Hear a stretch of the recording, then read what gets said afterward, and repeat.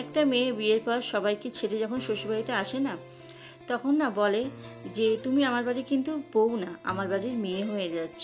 তুমি আমার বাড়ির মেয়ের মতন থাকবে, বউয়ের মতন না। তোমার সব কিছুই থাকবে।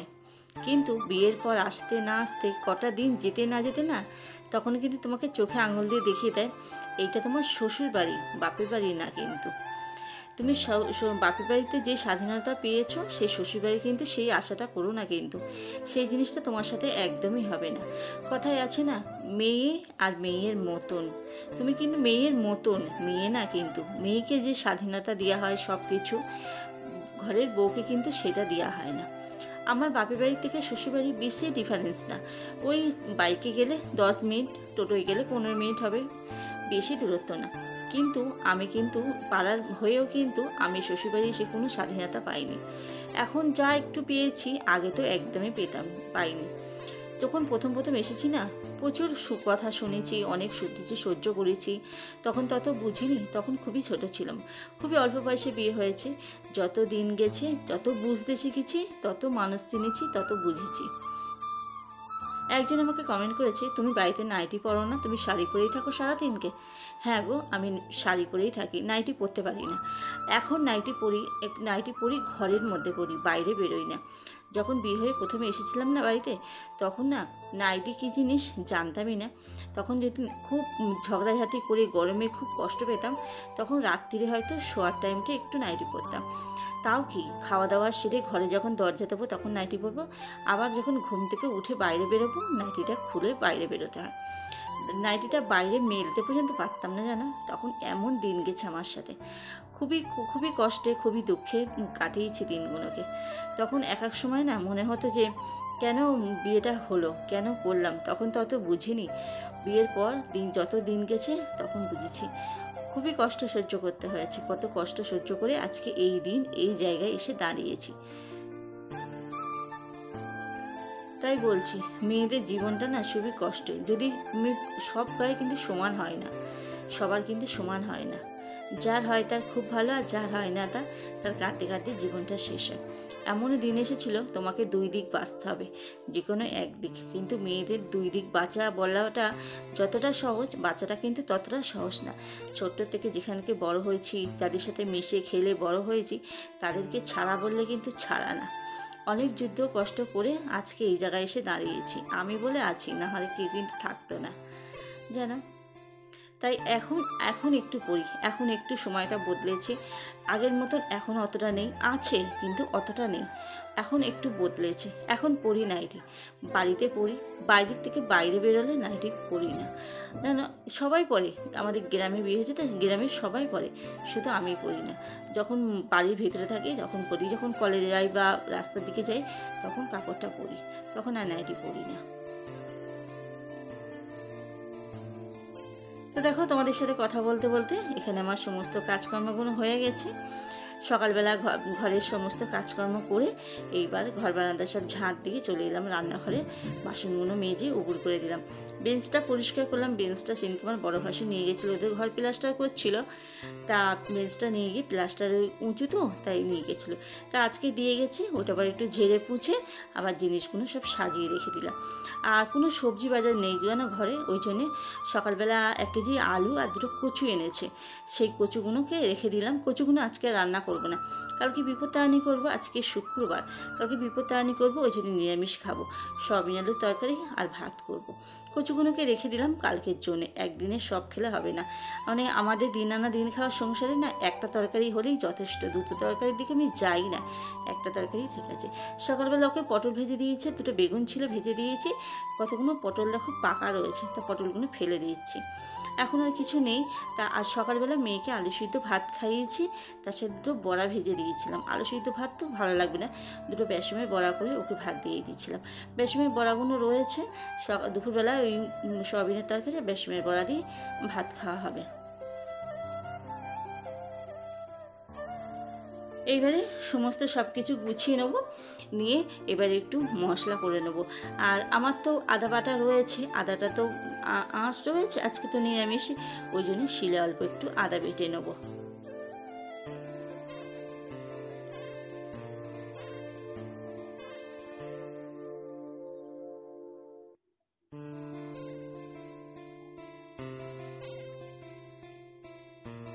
ওদিকে সয়াবিনটাকে একটু সিদ্ধ করে নিয়েছি হচ্ছে লবণ দিয়ে, একটু গরম জলে দিয়ে একটু সিদ্ধ করে নিয়েছি। না হলে না সয়াবিনের ভেতরে একটু যদি লবণ না ঢোকে না খেতে ভালো লাগে না। এই দেখো সিদ্ধ করে নিয়েছি। আর এখানে আদা, টমেটো, আলু কেটে নিয়েছি। কড়াই বসিয়ে দিয়েছি। সকালবেলা পটল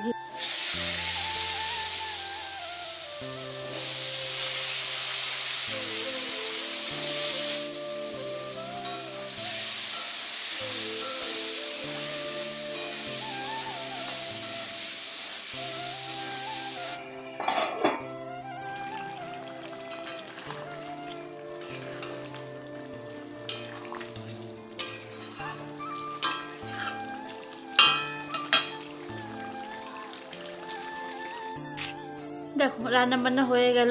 এইবার রান্নাঘরটা একটু পরিষ্কার করার পালা। একটু গ্যাসটাকে পুছে নিচ্ছি ভিজে ন্যাকড়া দিয়ে, কারণ গ্যাসটা ইটো না।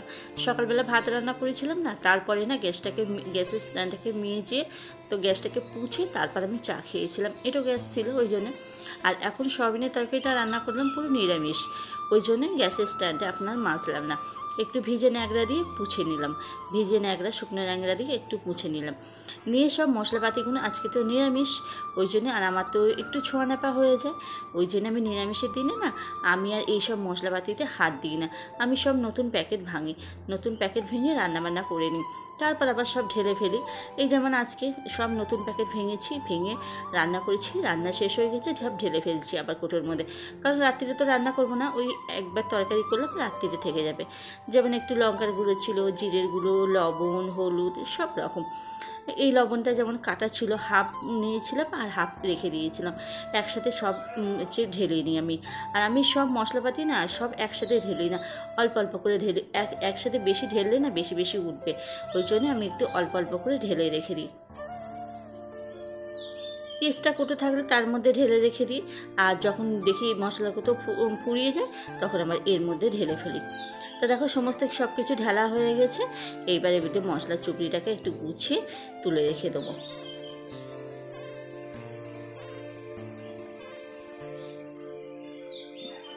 তাকটাকেও একটু পরিষ্কার করে নিয়েছি, কদিন আগে তাকটা পরিষ্কার করেছি, কিন্তু যা আসলে রাত্রিবেলা উপদ্রব করে, ওই জন্য একটু মাঝে মাঝে একটু পরিষ্কার করে নিলে তাহলে আর বেশি নোংরা পড়ে না। একটু মাঝে মাঝে পরিষ্কার করলে বেশ ভালোও লাগে, পরিষ্কারও দেখতে লাগে।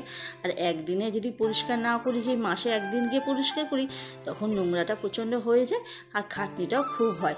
ওই জন্য আর আজকে দেখো একদম সময় লাগলো না, শুধু জিনিসপত্রগুলো নামিয়ে একটু ভিজে জিনিস দিয়ে মুছে নিয়ে থামটাকে মুছে গুছিয়ে ফেললাম, সময়টাও আমার বেশি গেল না।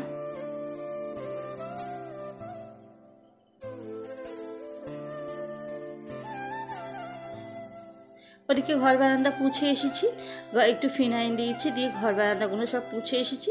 এসে এবার রান্নাঘরটা পুছে নিয়েছি। রান্নাঘরটা পুছে নিয়ে তারপর আমি যাব চান করতে। জামা কাপড় রয়েছে কতগুলো, জামা কাপড় কাচবো। কালকে তোমাদের দাদাভাই পুজো করে এসেছে, আমাদের যজমানে পুজো ছিল কালকে, একটু সত্যনারায়ণ পুজো ছিল, তা ও পুজোয় গিয়েছিল, তাই জন্যে সেই পুজোর জামা কাপড়গুলো রয়েছে। তারপর মেয়ে ছেড়ে যায়, আমি চান করি ছাড়ি, এইসব কাচাকুচি করতে গিয়ে প্রতিদিন এক বালতি করে জামা কাপড় হয়ে যায়।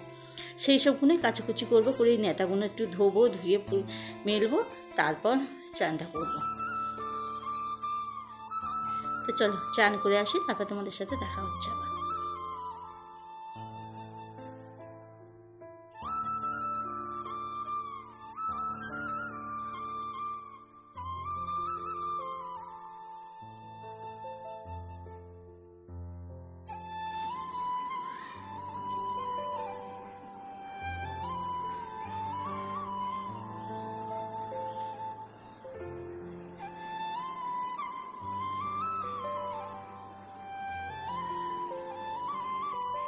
দুপুরবেলা খাওয়া দাওয়া করে আর রেস্ট নিতে পারিনি, কারণ আগের দিনে মাল এনেছিলাম না, সেই মালটা কমপ্লিট হয়নি।